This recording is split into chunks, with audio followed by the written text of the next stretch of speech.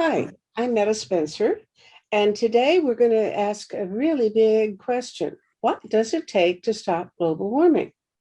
And we got a guy here who has thought about the subject quite a lot. He is William Fletcher, who is the co-author of a book called Reaching Net Zero. And he appears in this show regularly because I find him and his co-author, Craig Smith, to be very well-informed sources of information about global warming. So today we have a very general kind of question, or the big question: what does it take? And I hope we can get a little closer to an answer. Good morning, Bill Fletcher. How are you? I'm doing great, and it's good to be back. I always enjoy these conversations. Very Well, I useful. do too. I do too. All right, let's get right down to it. Tell me, what is it going to take? I mean, I can say this with a little exasperation, what more does it take than what we're doing? Frankly, a hell of a lot more, right? A lot more. So tell us how we're going to solve this wretched problem. Well, I'll give you a little overview, if I could, to talk about what Craig and I are doing now. We're giving presentations and we're writing articles and blogs. And there's a couple of things here. One, we honestly believe we can stop global warming. It's not a technical problem. It's a matter of political will and public support, in our opinion. We'll cover that today. What we're concerned about now, and I'm writing an article with Craig right now on what it will take in California to reach net zero, because we're the state that has made that commitment. We have the the governor and the legislature fully behind it, and we're very well endowed with renewable energy resources. We got a windy coast, thousands of square miles of solar, places for solar, and and our thought is that if California can't get or doesn't get to net zero by 2050, and I'd like to talk a little bit about that today, no other state can, and maybe no other country can. So we're, as residents of California, and as people who live in the state and know what's going on, we think it's a great opportunity, but it's also something we could blow it. And I'll tell, if you want, we can talk about that, because that's a part of the article I'm writing, is to do that. Also, that's very interesting. I mean, that also can happen on a national basis with the Biden administration. They are fortunately committed to doing something about global warming, and we definitely prefer action over inaction. But, they're going to spend what they say is $2 trillion on fighting global warming in the first term. Again, is this going to be money well spent to actually solve the problem, or is it going to be a big political pork feast, or a giant jobs program? Well, have you done yourself the cost analysis? Because that strikes me as just as big a project as figuring out what to do.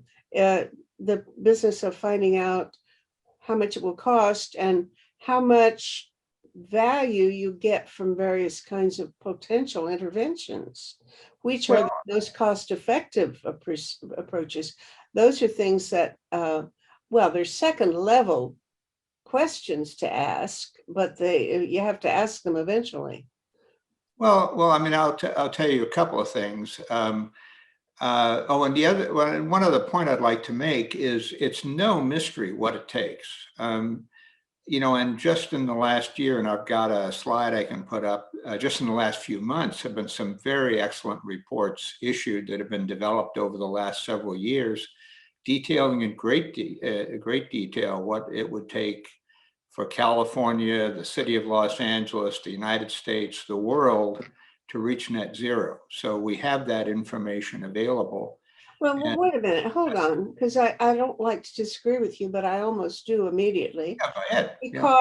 Because it sounds like for that to be true, it would mean that there's one way to get there. that this is the set of this is the particular combination of projects that you need to do in order to get there. But my impression is that there are many things to do, and the question of which gets a higher priority and which ones you can do without, there is controversy about that. We don't all agree.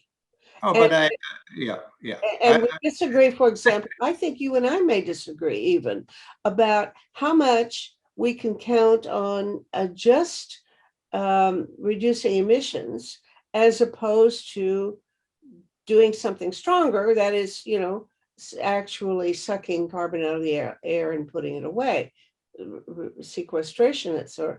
I'm not sure from the previous conversations we've had that we would put the same emphasis on the balance between those two things. I would disagree with that. I mean, I'll put up a slide and we can go through it. Okay. Craig and I have thought about this for years, and these reports that have been coming out and that have been released recently all fundamentally say the same thing: what we have to do. I think the public is confused, and a lot of the politicians, and there's a lot of jockeying around because a lot of people don't want to do what needs to be done.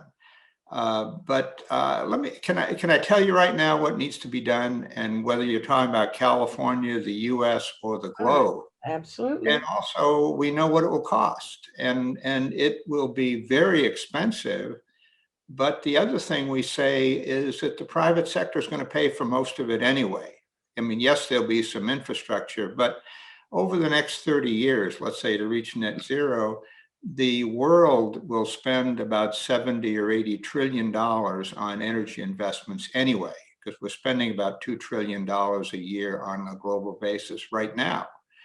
And you multiply that by 30. And say that again. We're spending how much now? 2 trillion a year on a global basis. That's for what? Energy investments. That would be generation, transmission, distribution. You mean good energy? No. We're talking about energy, fossil fuels and everything is 2 trillion. And then what the other trend is, and we have the trend is our friend in our opinion, is that more and more of this investment is going toward renewables and not fossil fuels. So there's already a big move toward renewables, and also the cost of renewables is dropping, continues to drop very steadily. And so there's going to be more and more incentive to switch to renewables on a cost basis in our mind. Yeah. Not perfect, but let me tell you, let me get back to the point you raised. There are many pathways. In a way, there's a lot of, when you get to the details, there's some details on you go left or right, up or down. But can I just go to this one? Let me just see if I can get to this. Oh, that's great. I like you have this. Glad you have those tables. Here we go. All right. Let me see. Is this up there? Yeah, this looks good. Okay. Well, anyway, what we're saying, here's what we would say has to happen, and all of the plans basically say the same thing. And let me go through this, and it'll take you a minute or so. I mean, the first thing we have to do is improve energy efficiency and conservation. It's already improving and has been improving on a global basis by about 2% a year. That means that we get more GDP, more output for less energy. And that's pretty good. And we're saying we think we could at least up that by a percentage point. So if we improve efficiency and conservation at, let's say, 3% rather than 2%, that's in 30 years, that's at least a 25% reduction in energy use. So that's a no-brainer in our mind, and we can talk about what that would take. But then the big thing, if you really want to get rid of fossil fuels, you've got to electrify the economy. The alternative is to use electricity. And all that electricity has to be produced by renewables. And that's solar and wind. I mean, because geothermal, hydro, things like that, they're pretty well tapped out. So Now, hold on. How come you mean geothermal is about tapped out? That can't be because the yeah, center of the earth is I still mean, there, pretty I mean, hot.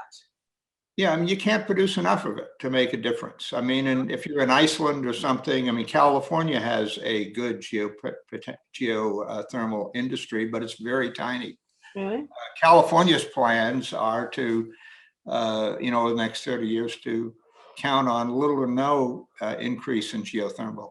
And it can be messy because you're taking steam and something out of the earth and there's impurities in that and so forth. So it's not, Oh, it just doesn't have the potential to be that big. okay. Uh, that's a But disappointment, but go ahead. yeah, but so when we talk on point two, produce all the electricity with renewables, the reports, and again, you come up, basically what they say is we've got to triple our electricity production so we can use electric vehicles, we can use electricity instead of natural gas for heating. So you got to triple your electricity production roughly over the next 30 years.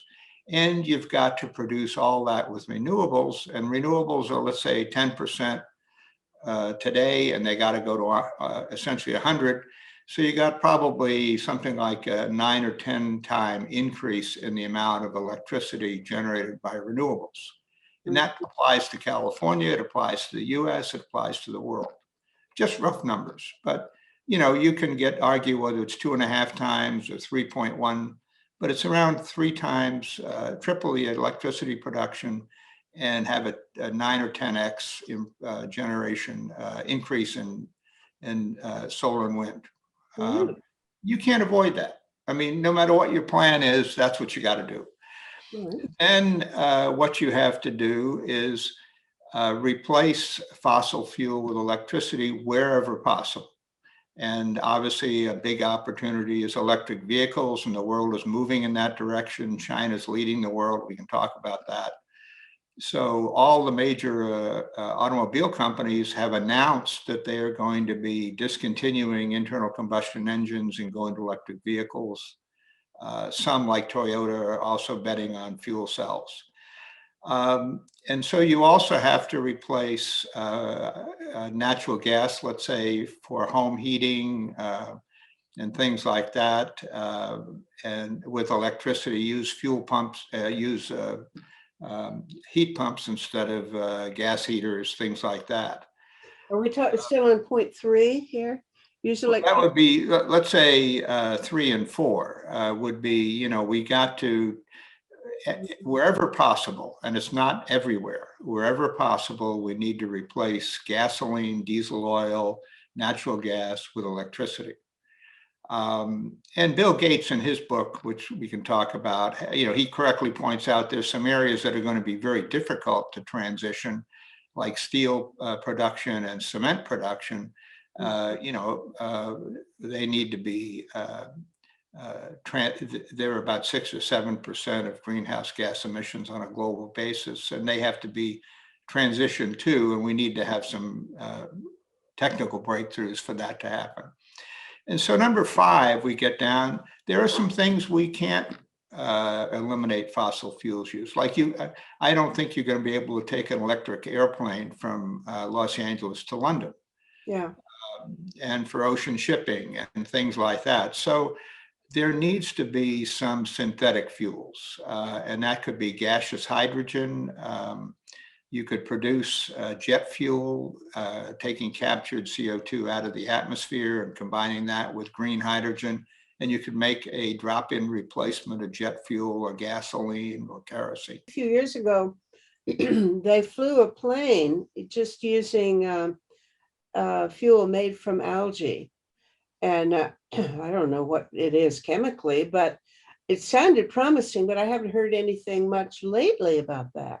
Algae is a biofuel like sugarcane or corn, where they produce ethanol. It's, you're basically taking a biological product, and, they want to use switchgrass and things like that. And ferment them and create an alcohol that they can use to produce a fuel. And I think that the studies I've seen, the potential for that is very low. This is another area where there's absolutely no harm in researching that potential, but nobody can count on it now to be a big contributor. Biofuels, in my mind, aren't there. And also, they are carbon neutral. They're not. They don't get you to actually reduce greenhouse gas emissions, because when you burn the biofuel, you put carbon back into the atmosphere. Unlike solar and wind, you never put carbon back into the atmosphere. But when you burn ethanol, for instance, that emits greenhouse gases.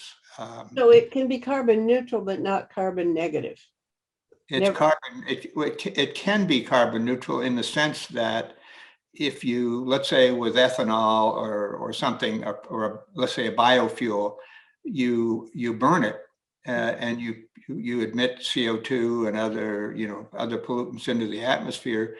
But then if you replant the biostock, if you regrow the corn, you regrow the tree, you regrow the sugarcane, then in theory, that would suck the carbon out of the atmosphere and it would be neutral. Right. But if you use, like with ethanol production in the States today, if you use gasoline or diesel fuel for your tractors, you use natural gas to process the production of ethanol, those are net emissions that aren't offset by the biofuel. So I'm not a big proponent of biofuels. So we do need synthetic fuels, and also more and more there's a recognition that long-term storage, if you're using renewables, you've got to have a lot of storage of electricity for when the sun doesn't shine or when the wind doesn't blow. And that is going to be, a lot of that's going to be provided by batteries and battery technologies improving. But more and more there's talk that this is the big solution for a lot of this storage is going to be green hydrogen. You produce hydrogen using electrolysis when the sun's shining, let's say, and you store that hydrogen and then you burn it when you need to in a turbine or a fuel cell to produce power when you need it. So green hydrogen is likely to be a big part of the energy storage solution. And if that's the case, let me get clear about what that means. Yeah. When you burn hydrogen in a fuel cell or any other way of using it sustainably, you are not actually getting the energy directly from the hydrogen, but rather from the electricity that you produce out of the hydrogen. Is that right? So you're still using the electricity, but it's electricity generated by stored up hydrogen. Is that right or no? No, let me explain that so we can get that clear, because this is a very important point. Green hydrogen is a great source of energy. And when you burn carbon, when you burn coal, you're burning pure carbon, and everything that you burn produces CO2. When you burn methane or gasoline, that's what they call a hydrocarbon. It includes, it's like methane is CH4, it's one atom of carbon and 4 atoms of hydrogen. So the reason that you get less CO2 when you burn methane or natural gas is because you produce CO2 when the carbon is burned, but the 4 hydrogen atoms, when they get combined with oxygen, what do they produce? They produce H2O, which is water. So if you then go one step further and say, if I take the carbon away from methane, then I'm left with just hydrogen. When I burn that, I combine 2 atoms of hydrogen with 1 atom of oxygen, and I get energy. And the byproduct is H2O, or water vapor, basically. So hydrogen, if we had green hydrogen, you could burn that without producing any greenhouse gases. You'd have water vapor as the byproduct, or let's say the waste product. So you leave out the the creation of electricity. See, back up here in point 2, you're saying you want to produce all electricity with renewables, but if you're using hydrogen, green hydrogen, you're getting some energy not from electricity, but directly from the burning of the hydrogen. No, well, let me say this. I mean, what you need to do is generate all of your electricity, with wind and solar. Yeah. Now, then the question becomes, how do we store electricity for when the wind isn't blowing, the sun isn't shining? Obviously, batteries are a big possibility and are getting better and better, but it's for storing large amounts of electricity. A good way to do it is to use the green electricity from solar and wind to use electrolysis to produce hydrogen. Okay. Then the hydrogen, and Dr. Nate Lewis at Caltech a long time ago referred to that as being like sunlight in a bottle. Basically, you're taking solar and wind, using electrolysis to produce green hydrogen that you can store. And then whenever you need it, you can use it as a fuel in a fuel cell, or you could use it to run a gas turbine. So hydrogen, and the big thing is the cost, and the cost of producing green hydrogen is totally dependent upon the cost of electricity. And as renewable electricity gets cheaper, especially if you use solar during the middle of the day, then it gets to be economical to produce a lot of hydrogen that you can then use as a very convenient way to. And I think we might have mentioned this earlier, that in Europe they're even experimenting with converting gas pipelines to hydrogen pipelines. So they're thinking of even using hydrogen as a substitute for natural gas, which is possible. I guess the first thing people will say, aha, remember the Hindenburg. I mean,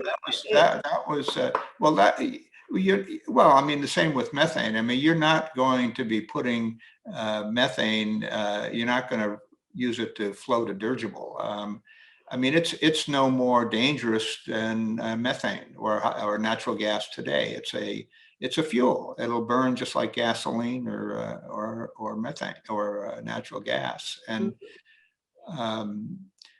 interestingly, you do have to modify the pipelines because hydrogen is a much lighter element than natural gas, and so you have to, if you want to push the same amount of energy through a pipeline, you've got to compress the hydrogen at a higher pressure to get the same number of BTUs. By the way, this is a side question, but does it smell? Can you, if there was a methane leak in your apartment, would you know that there's something wrong?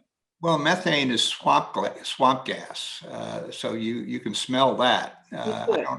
I don't know if you can smell pure hydrogen. I really just don't know that. I've not heard anything about that. Okay.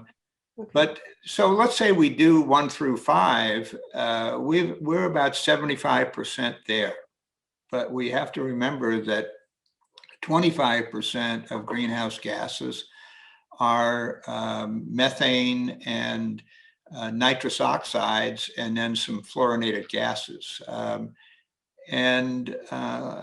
So we have to deal with agriculture for a lot of that.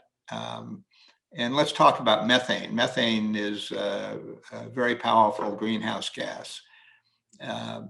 And that is produced by cattle, basically cows burping.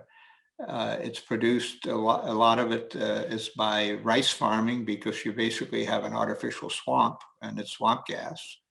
And then the third one is methane leaks. If you, to the extent that our natural gas pipelines, have leaks, that's just leaking methane into the atmosphere. So we have to deal with methane, and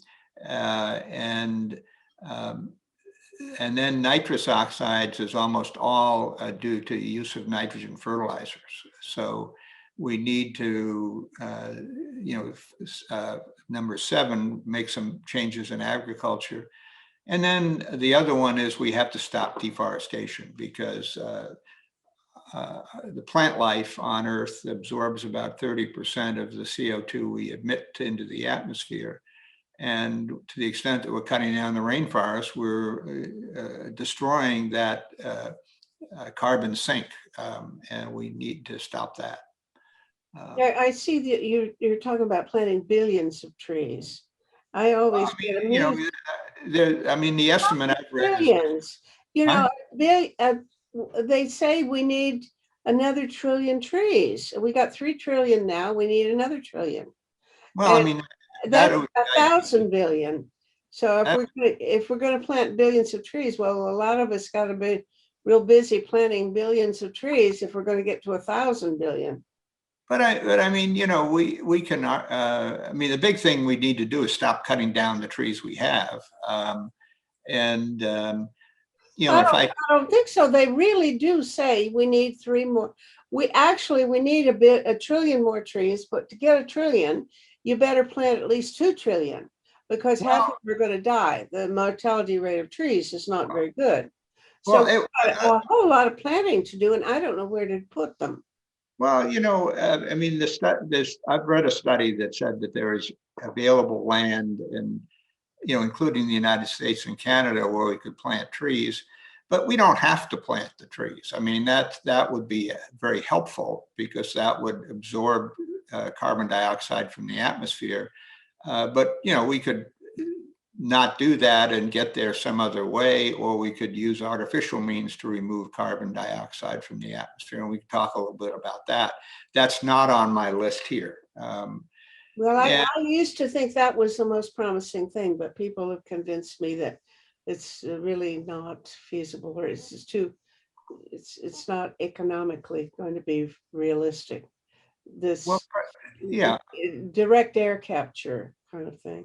Well, Craig and I, a Canadian company is one of the companies that's pioneering this technology. And, Craig and I have done a calculation and, basically duplicated a calculation that Dr. Hansen, one of the pioneers in global warming, has done. And, it'd be very expensive based on the estimates of what it would cost.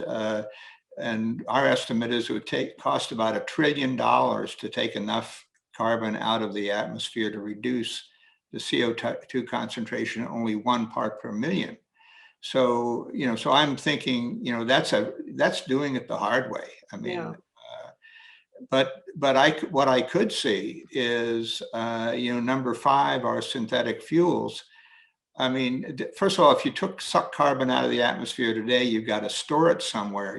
And where would you, in theory, you could put it in old, depleted oil wells and things, but then you have to make sure it doesn't leak and all of that. But if there's a market for CO2 coming out of the atmosphere, and a market could be to combine that with green hydrogen and make liquid fuels that you could use. So we need to, so that would be one way. The other would be is if we had a carbon tax, a carbon fee that was equal to the cost of removing carbon from the atmosphere, then if you were your Canadian company, if you could get $150 a ton for the CO2 you remove, then it would make it economical to build those facilities and run them. But it's not going to be an easy way to do it. And it's still a technology that I think they've proven it will work. That's not the issue. The question is, can you scale it up to be big enough to make a difference? Well, I agree that, but the question is, if you compare that with do something simple like planting trillions of trees, I don't know which, it'd be interesting to do a cost analysis of the two options. Well, Because, and the other thing, I mean, let's say you want to plant 1 billion trees. uh, I don't, I mean, that would be a nice thing to do. It's not a must do in my mind. But then the question, who pays? I mean, you could say, gee, there's a lot of land, and these are just some studies I've read in Madagascar, let's say, or in the United States or in Canada. But let's say it cost you $1 a tree to plant it, or something like that. I mean, it would certainly provide a lot of employment for some, in some areas of the world where there's no jobs. But that's $1 trillion worth of trees. well, no, you can, okay.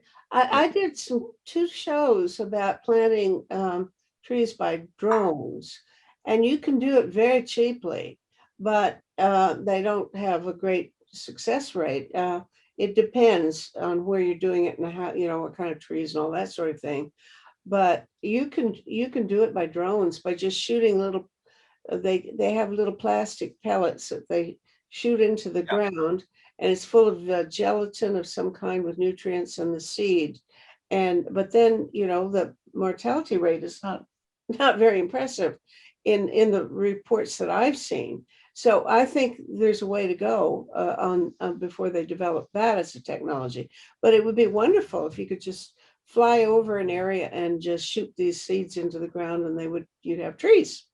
Well, but then I mean, Meta, the thing is, I mean, these are what Craig and I would say are things that are commendable, but aren't going to make enough of a difference to worry too much about. I mean, you've got to have the land. I mean, who owns the land? And then you can't just plant a tree and then leave. You got to make sure somebody doesn't come in and cut it down. You've got to fertilize it, make sure there's water. Um, you know, uh, I mean, that's nothing wrong with planting more trees. I agree that would be a good idea, but you can't plant 100 trees and make a difference. You got to plant 1 billion. Well, you don't even make a difference with 1 billion trees. I'm Yeah, sorry, yeah. but So you you got got to to plant plant a a trillion. trillion trees. So You got you to know, plant 2 trillion trees. yeah. So I'm sort I'm of saying, not in favor of it, but anyway, there rank we the things that we can and should go. do. That's low on the list. So look, I mean, let me give you one other. I mean, there's a couple of things we could talk about here. The other one, if we get away, but I mean, the big message I would say is that no matter what your program is, whether you're the United Nations, the Biden administration, the California administration, some other country, you've got to do the 7 things on the list that I just showed you. And you could put different emphasis on one over the other, but you basically are talking about tripling your electricity production, that doing that all using renewables. So you got to improve your renewables by, let's say, 10x, factor of 10. Then you're going to need to have some way of storing energy when the sun isn't shining, et cetera. And you got to do something with agriculture and deforestation. So you can't get around it. That's what you got to do. And the other thing that we would say, and this is what we emphasize in our book, that isn't going to happen on its own. And I'd like to talk a little bit about California at some point, but we say there are 3 big things that have to happen. And the number one in our mind is we have to educate the public. I mean, the public can say, gee, global warming's bad, we've got to do something about it, but they have no idea what's required, what it will take, and what it will cost.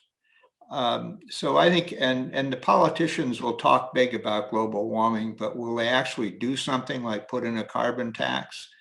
Not if the voting public isn't behind them. Mhm. So we're saying that, we've got to, and that's what Craig and I are trying to do with our presentations, is educate the public. Right now, like in California, there'd be a revolt if there was if we added a carbon fee that increased the cost of gasoline. So educating the public's a big one. We think the universal carbon tax, or carbon fee as we call it, is absolutely necessary. And Craig's talked to you about that. And then obviously international cooperation. The simple word educate, just go out and tell people things as if they will believe you. If you tell them, you can tell them the truth and they won't believe you. And that's what I agree with that. Yeah. I mean, well, I mean, to educate the public, you actually have to convince a certain, let's say a majority, that this is a real problem that you have to deal with. And I think we find that people that, this is a self-selected audience. People don't listen to our presentation unless they're concerned. But if we can't convince most of the voting public that this is something we got to do, we're not going to get there. Well, I agree, and that to me is once it gets hard, people will quit. I think that unfortunately is the but that's obstacle. Life in a democracy. Yeah. We know what has to be done, but if people won't believe you, and believe me, I have reached out to people that are smart, and people even, for example, I've got old friends in Russia, and people who are really intelligent people in Russia will not believe that there's anything to worry about global warming in Russia. Holy smoke. I mean, that's, it's absolutely nuts. And that yet you can't convince people. And I, everything you've said, I almost agree with you. I think I'd put a whole lot more emphasis on trees and on agriculture than you do. But nevertheless, we don't disagree about anything, except now then how you're going to get there, I don't know. I really, bless your heart, but is that enough? I don't know. Well, maybe it isn't. I mean, maybe there's an issue we could get at, and we discussed this in our book, and is that we haven't had a wake-up call on global warming. I mean, it's something that's creeping up on you, and most people don't see it in their daily lives. There hasn't been a 9/11, a Pearl Harbor, or there's been a Katrina. There have been all kinds of these hurricanes. There have been all of these forest fires. I mean, you're living in California. If anything should be a wake-up call, it's all of those fires that you have every summer. Well, but that's happening. I mean, I live in California, and the forest fires haven't affected me at all. Based on where I am, there's all kinds of things that Craig and I can list about, coral reefs dying, flooding, things like that. But it's not happening to you, and there hasn't been some big unavoidable, and I'm hoping we don't have to wait for a big unavoidable catastrophe of some kind before the public gets alarmed. I mean, but we can't bypass the public because they will not tolerate the changes that we need and the money we need to spend if they don't believe this is a problem. So we really think educating the public is a big deal. Yeah. Okay. So I don't know if this is good, but I mean, these two PowerPoint slides will, give you a good idea of what's required. I absolutely, it's wonderful, and it's also wonderful that you and Craig are out there doing your part. And it's just, to me, that I'm just thinking, I don't know, it's not going fast enough. Well, the trend is our friend, as we say. Let me just pull it. Can you see that one? Yeah. Oh, there you go. We're not moving fast enough. You got that? Yeah, a lot of good things are happening, and we need to move faster. And, our belief is, and again, there are some technical breakthroughs that we will eventually need, but we need nothing to get started today. I mean, the technology's there, it's cost effective.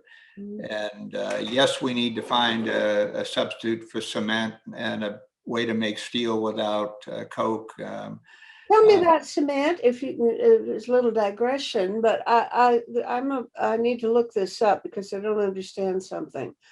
Yeah. I thought that the problem with cement is a chemical one, that when you mix limestone with something else, it generates CO2 or It something. does. Okay.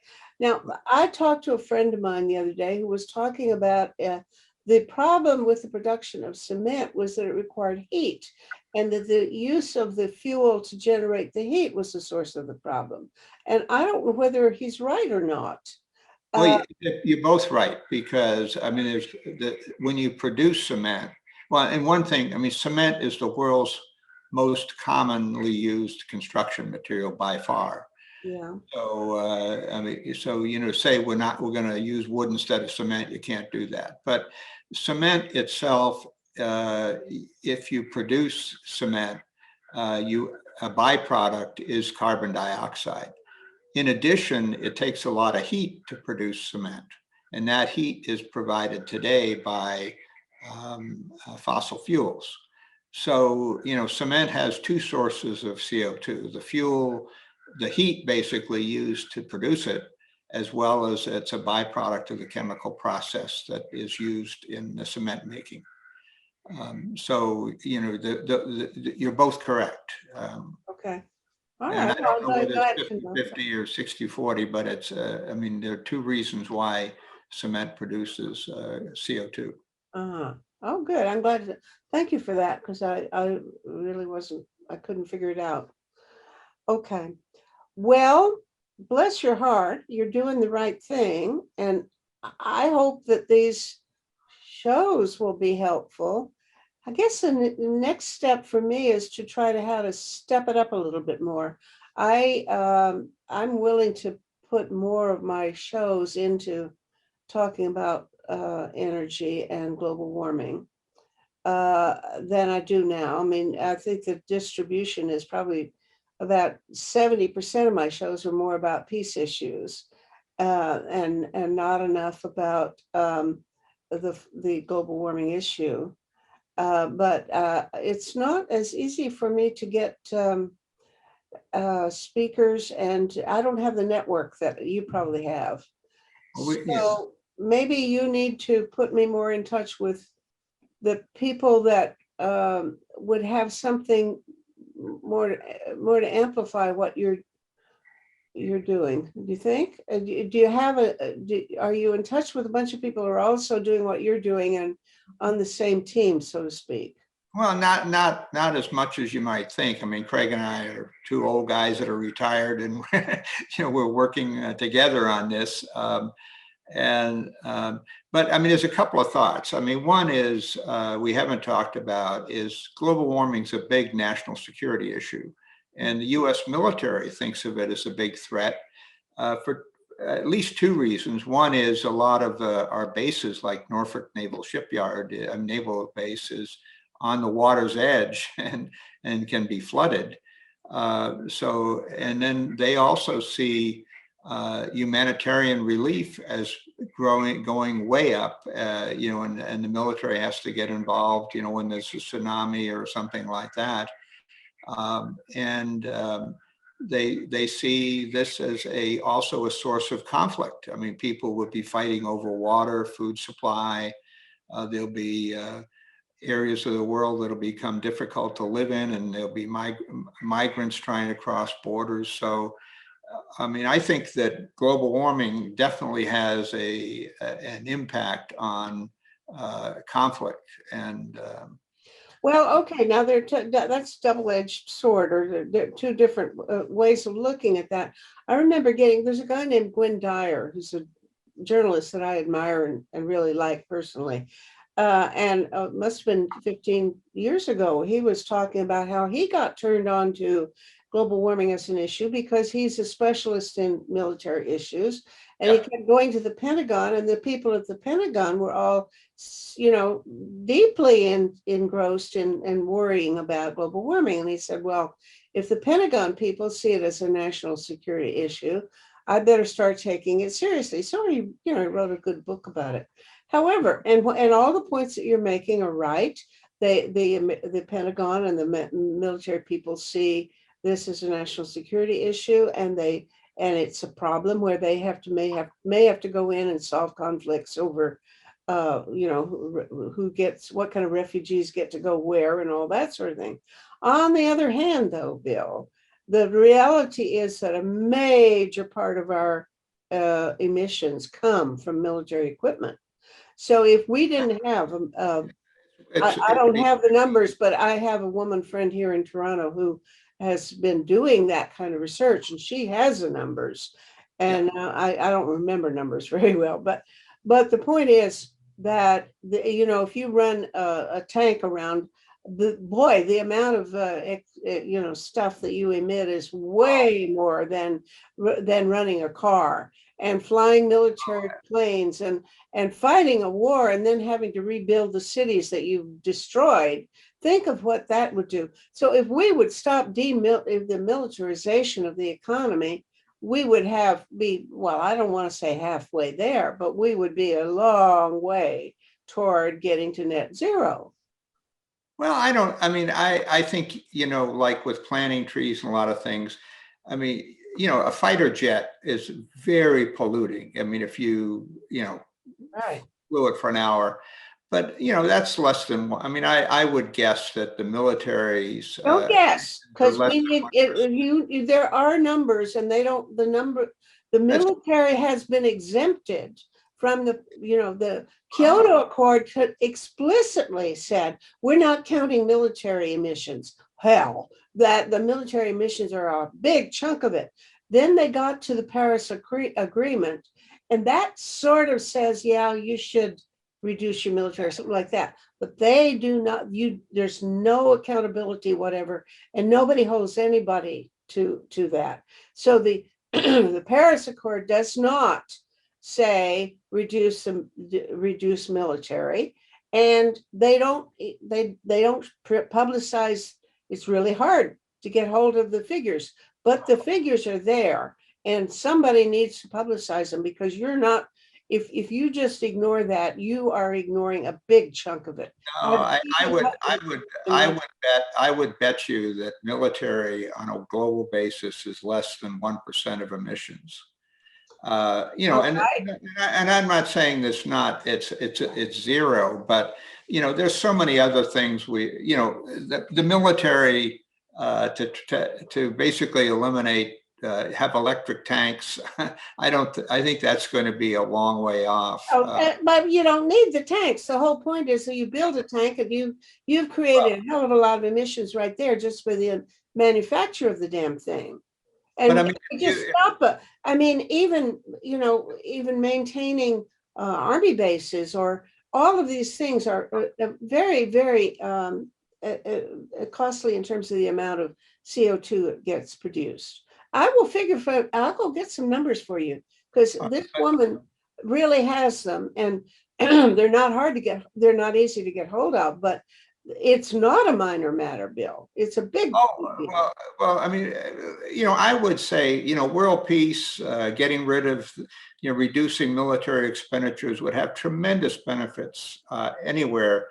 And I think global warming is one of the, is not a big issue. There's many, many other reasons to reduce military spending and so forth. So I don't disagree with you, but the military, to the extent that they have to operate anywhere in the world, it's going to be awfully hard for them to replace fossil fuels, frankly, for aircraft.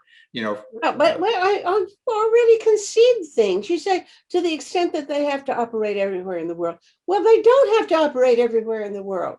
We can have a whole bunch of other kinds of things that solve problems. We need international law. We need an agreement about how to enforce international law. We need international, the UN should have a standing force that goes into hotspots and takes care of an issue before it erupts into a war. There are 100,000 things that we should be doing. Oh, absolutely. We have to even begin to concede that, yes, we have to have a military. We don't. Not that scale that exists now. But world peace is another issue. It's educating the public. If you could get people to stop fighting, that would be a huge that would be probably the single best thing you could do for mankind. But All right, so we put in I mean, we create a I world think, government and a bunch of other things that take on the business of, I yeah, mean, we don't have people out in the street out. I don't see anybody outside fighting each other. Why? Because we have a government. We have the police, we have the but law, we have the courts, we have all kinds of things that take care of our conflicts. Well, we can do that on a global scale too. no, we couldn't. I mean, I mean, it's a different conversation, but I mean, I've spent a lot of time in the Middle East in my discussion group. We're going to be discussing it next week. Places like Syria, I mean, people are fighting over less limited resources. They're fighting over religion. They're fighting over a lot of things. And, they don't have the natural advantages that the US and Canada have with abundant resources. We're protected from, by two oceans, et cetera. It'd be nice to eliminate conflict in the world, but I really feel that that's.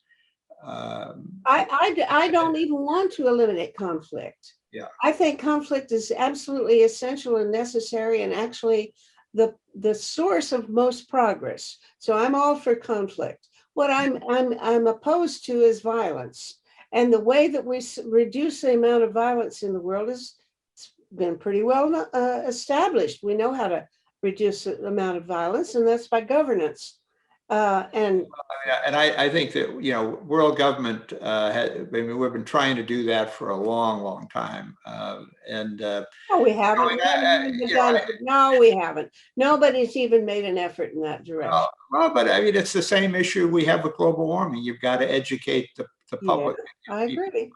Well, okay. Now then, I'm working on one of them, and you're working on the other one. But now I think we actually need to link these up together, because they actually are one problem. If we have the problem of governance in both cases, and it's a governance in order to resolve conflicts, to create new international institutions that will be adequate to creating satisfactory solutions to conflicts, and a whole bunch of other issues that we need to deal with, certainly including support for global warming initiatives of the kind that you're promoting. So I would say we've got two different issues that have very, very related solutions. So, well, no, let me disagree with you for two. I mean, I have a suggestion, but let me come to that in a second. Look at number 3. I mean, if we're going to stop global warming, we have to have an unprecedented level of global cooperation. right. The US and China have to work together. We have to eventually get Russia on board. And we have an international organization, the Paris Agreement. It's a part of the UN. A UN sponsored. And my attitude was, look, if we are successful in working together to deal with global warming, if we can get that to happen, then let's do that and then tackle world peace. I mean, we will have, if we can get enough cooperation to get together and deal with global warming, that'll be a big step forward that could be used for other purposes as well. So I think number 3 on this list is. Well, I don't disagree with you that it's an important element of it, but I don't see it as separable. I mean, it is part of the business of creating global governance. It is the Paris Agreement and all of the countries that have signed on to it. That is one of the institutions of global governance. Absolutely. So we need to be building a number of other institutions at the same time, because the issues of all kinds of things, the 6 global issues that we are dealing with include things like famine and exposure to radiation, a bunch of other things that all also require international cooperation. Pandemics. We didn't think about pandemics. Oh yeah, now we know. We have to get some international cooperation on that. So the whole point is we have to have more international cooperation, and that is global governance. Well, and I would say that the Paris Agreement, if we can make it work and really make a difference on global warming, that will be a big step forward. It is, but it'll be part of something that you can't ignore the others. Because I Yeah. tell you, you forget about pandemics and it's going to come and bite you in the ass. You Yeah. have to pay attention to all 6 of these global threats. There's a book I've been reading about the risk of cyber attacks. Boy, that'll keep you awake at night. You find out what's been going on in terms of everything that we have Yeah. is influenced now by the fact that all these other countries have got their fingers inside our electronic internet and stuff, and they can shut off the lights and turn off the sewers and everything else with a flick of a switch. We are really vulnerable there, and we haven't paid attention to it. So you don't have a choice of saying, I'm going to do this, this, and this in this order. No, sir, you've got to do it all at once. It's not a matter of one at first. I mean, I think we can make the problem so big that nothing gets done. And, Craig and I mean, I'm certainly an internationalist and spent a lot of my time overseas. And right now I'm thinking that the biggest issue that I'm concentrating on is global warming. And okay, I don't want to stop you, for the love of Pete. I sure don't want to stop you at all. Yeah. And I'm just saying, sometimes you make the assumption you have to do things in sequence because you can't do everything at once. Sometimes if you do everything at once, it actually gets easier. If in fact what you're dealing with is a system problem, such that all of these 6 or 7 different threats are connected to the same kinds of problems, and the same solutions will apply to all of them or to several of them at once, then by working on the root cause of some of these problems, which is the system itself, then you're handling them all at once much more efficiently. In fact, I think it's the only way we'll get there. If we don't deal with all of them at once and look at it as a big picture, I don't think we're going to get there. So my concern is, I would disagree with you. I mean, and let me give you, I don't think we can mix them all together. I do feel that we've been living with conflicts throughout human history.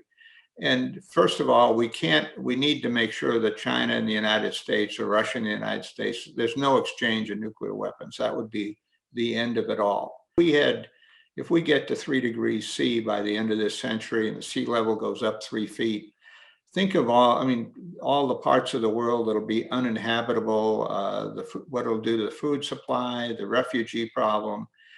Global warming, in my mind, if we can avoid nuclear war, that's number 1. Number 2, in my mind, is to solve global warming, because that is, in my mind, a huge problem that'll lead to famine, migration, conflict later on. Yes, and we don't disagree. And these other things, if you handle them right, you handle them all in one. Everything you do to reduce one is going to have an impact on these others, because they're all connected. And we've already used up all our time. Focus. Let's solve our problems. Let's focus on global warming and get that one right. That'll have a big benefit. I don't want to stop you, fella. Not at all. Okay. This has been one of the more interesting fights that we've had so far. So we'll join it back up another time soon. Okay. Well, Meta, one last thought. If you want, Craig and I have written an article for your Peace magazine on global warming. We could write another article on covering what needs to be done. So, if that would be helpful, would be willing to do something like that for you. Definitely. Let's talk about doing that, because we're getting started for the July issue now. Yeah. If you need it, let us know. All right. Thank you. This has been good. Take care. Anytime. All right. Bye-bye.